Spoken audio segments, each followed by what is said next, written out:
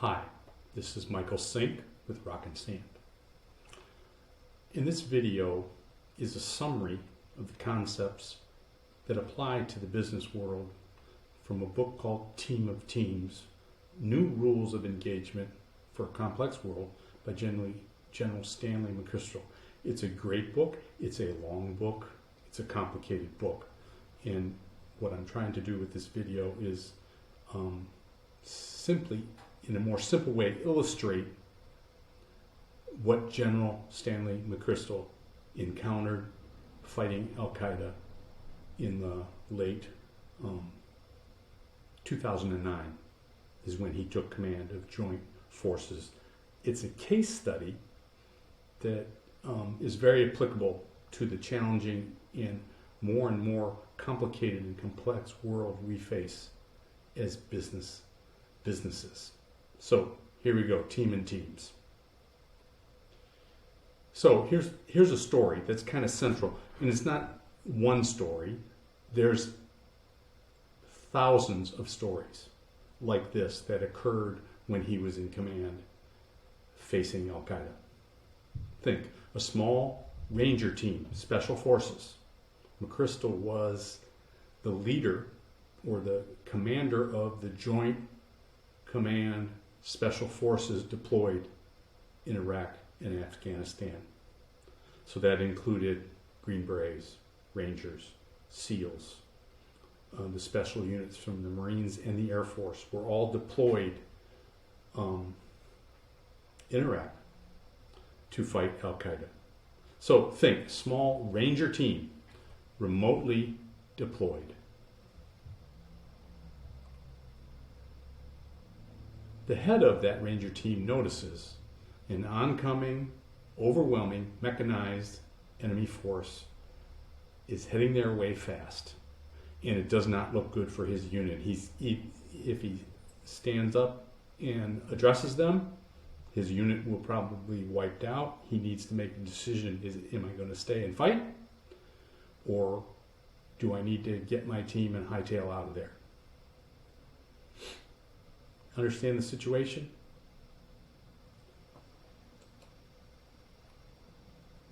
So he goes into an O&I brief, operations and intelligence briefing meeting.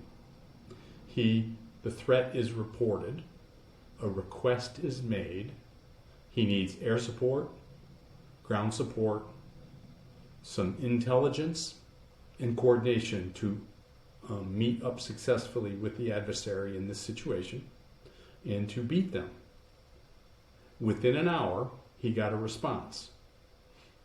A Navy carrier provided the air cover. A regular Army unit about 20 clicks away was deployed. It was a mechanized unit. Intelligence units within the command watched from the sky, so they deployed either a small aircraft or a drone or maybe a satellite thing. They watched the engagement. They helped identify targets to the boots on the ground, this ranger team, and coordinated responses and intel to the other units helping the ranger team. And they were successful. The enemy was routed and defeated. So let's talk about this O&I brief. How did this happen that a ranger unit, part of the Army, was able to rather quickly tap into the Navy, tap into regular Army, and the various intelligence units that he didn't know any of the people in those units that helped him? How does he tap into this? Well, this is what McChrystal put in place when he realized his enemy, Al-Qaeda, was not a traditional Army enemy and was much more complicated and complex than anything he had faced. He put in a daily O&I brief, or a daily huddle. It lasted an hour and a half to 2 hours. Basically, it was done on a super beefed up Skype system. Now, one of the jokes he says in the book, you think the Army is spending all its money on weapons? No, communication systems. They invested heavily in getting a beefed up Skype system. It started at 9 o'clock in the States, 9 p.m. at the command center for forces in Iraq. 7,000 leaders are on this O&I brief. So the leaders of special forces units on the ground, SEALs, Rangers, Green Berets, Air Force, Marine, special units, the special elite small fighting units that are meant to move fast and work hard and be successful. Intelligence sources, so there was surveillance technology, agencies, embassies, analysts, and then support units, leaders of support units were also in this call. So think fighter units, bomber units, drone units, missile units, helicopter units, regular ground forces, people cutting across the entire military and intelligent communities. Here's the agenda. The boots on the ground leaders, the head of these special forces units who were on the ground and knew best what they were facing, reported in agenda item item 1 is this. I'm facing and seeing this. This mechanized unit is coming fast and furious and will overwhelm me. I need this. I need air cover. I need traditional Army support, a mechanized unit. I need satellite and intelligence help. At that point, the leadership prioritized the opportunity or threat, and in this case they decided, we're going to help you, we got the resources to help you, and they were deployed. If this was not a high priority, they would have advised him, retreat, get out of there. Third point, resources are volunteered. All the people in the support units are taking a look at their resources that are available right now that aren't being used on other things, and they're being volunteered forward. So an aircraft carrier, fighter group commander said this unit could handle the air cover. It could have just as easily been a helicopter unit from the Army, or could have been a fighter group from an Air Force base. But the Navy had what he needed, raised his hand, took orders, got it done. Same with, this mechanized unit. Hey, we're close by, we can handle this, we can be there in a certain amount of time. And the experts in headquarters who know the intelligence, know the enemy, have the technology to help watch and assist were deployed. This was an O&I brief. Every day, everyone in it, everyone engaged. So Al-Qaeda was a different kind of enemy than the Army had faced before. They were nimble. There is no command structure. There are hidden cells. They're everywhere all the time, and their strategy is just to disrupt everything and anything that they can. And the left hand of their organization does not know what the right hand is doing.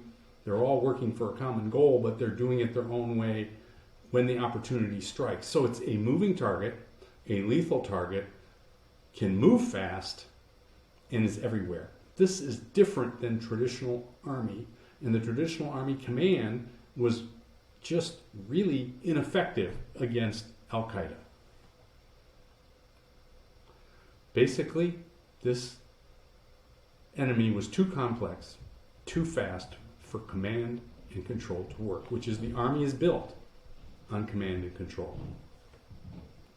So, Army and military regularly face this picture on your left, complex situations, and through chains of commands, everyone gets what they want, but it takes time. And it's also done through the units. So in a traditional setup, the Rangers would have to go through the Army and the Army would then have to contact the Air Force. The Air Force would then, get this set up. intelligent, they would use their own intelligent forces, things like that. It all had to be within one unit, and they would meet the objective, but it took time, it was hard, and it was slow.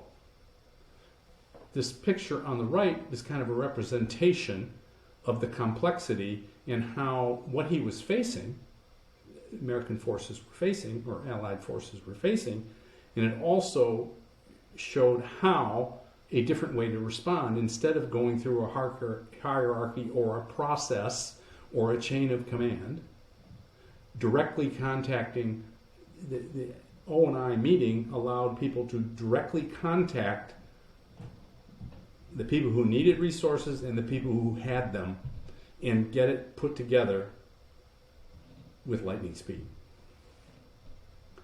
Take a look at this. This is a command and control structure, traditional. You know, it's built on efficiency.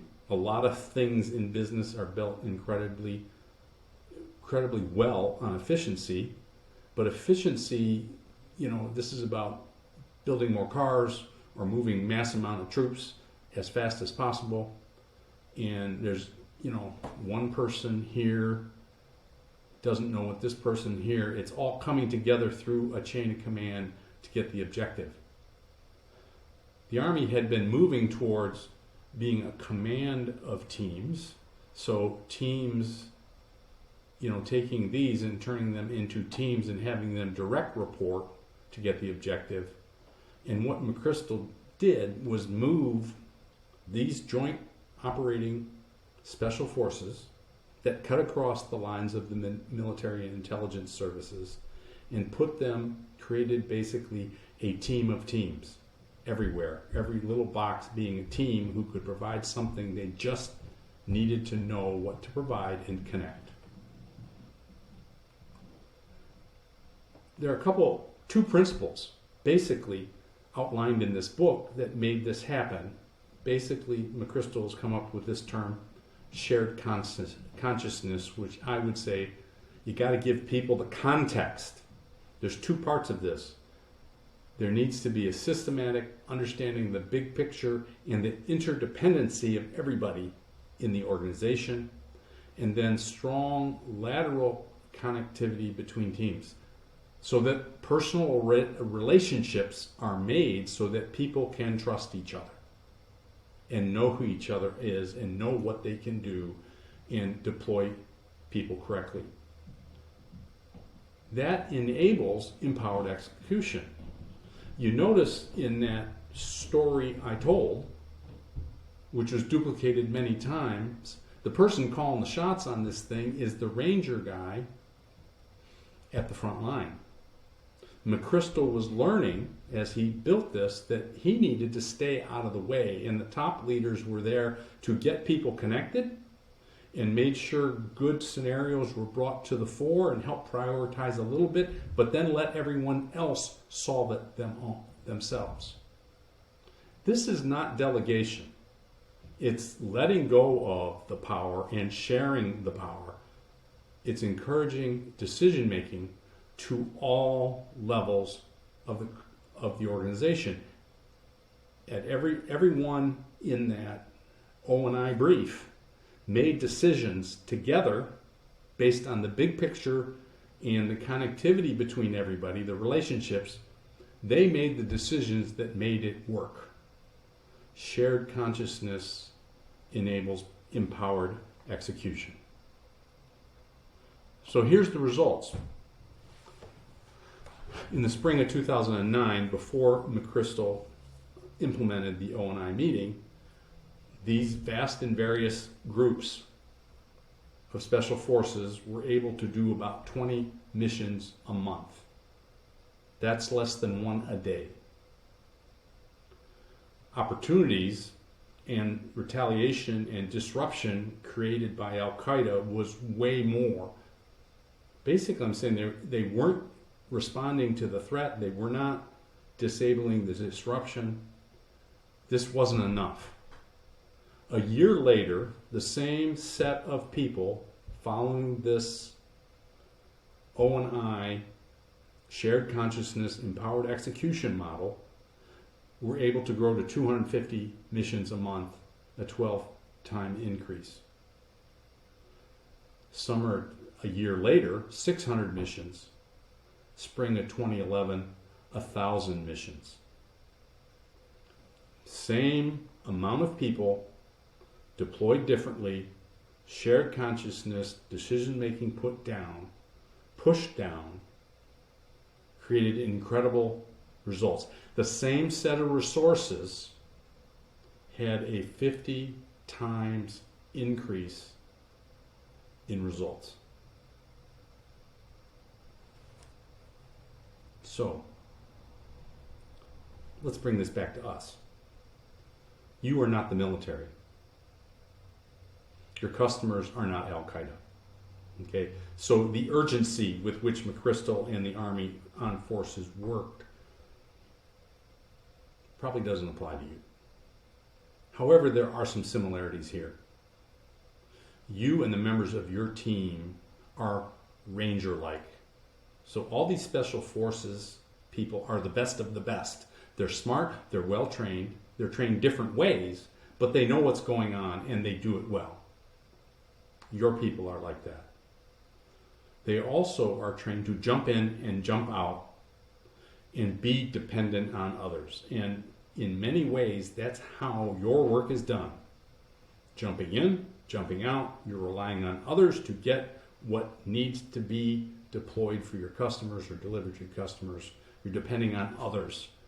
So there's interdependency at work. Okay, your customers are complex. And they come at you different ways. They come at you different times. They change what they want. There is no coordination between all your customers.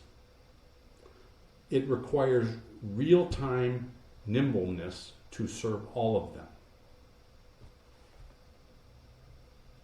Which leads me to this maybe silly question based on the old Wendy's campaign, where's the beef? But this is a rhetorical question, so I want you to think about this in your organization. Where's your briefs? Or where do your briefs need to occur?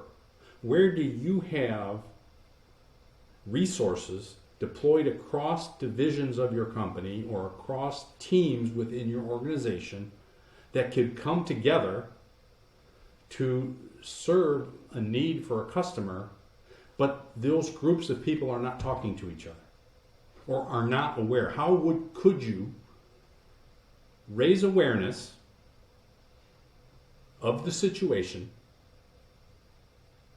have a regular brief to create the awareness, and then let the people in that brief decide how to deploy their resources effectively? Now, with you guys, last week in our session, we talked long and hard about some sets of employees that had overlapping skills in 3 different areas of the company that could be deployed to satisfy needs as they go up and down between these departments or areas. And we talked a lot about creating a structure and reorganizing structure, but the response or the solution was, in this case, was almost too simple. Couldn't Wes, Walt, and Roger have a 5-minute phone call on a regular basis every week to compare what's on each other's plates and make sure all of their people with complementary overlapping skills are deployed to be able to get what's on all the plates done efficiently and effectively? And effectively is the word. Sometimes we overcomplicate the solution and create big structures and chains of command and this and that and the next thing, and it's as simple as a brief. So my question is, where else could you put a brief in that will create a shared awareness and allow the people in that brief to come together, even though they're crossing lines of responsibility, to satisfy your customers? Is this a weekly brief? like a weekly business meeting. That's your challenge. That's our summary. I hope this helps you understand, those of you who were not able to be in the this part of the presentation last week, understand the foundation instead of bits and pieces as we did as you jumped into the conversation. Thanks for listening. Talk to you soon. Go get some briefs.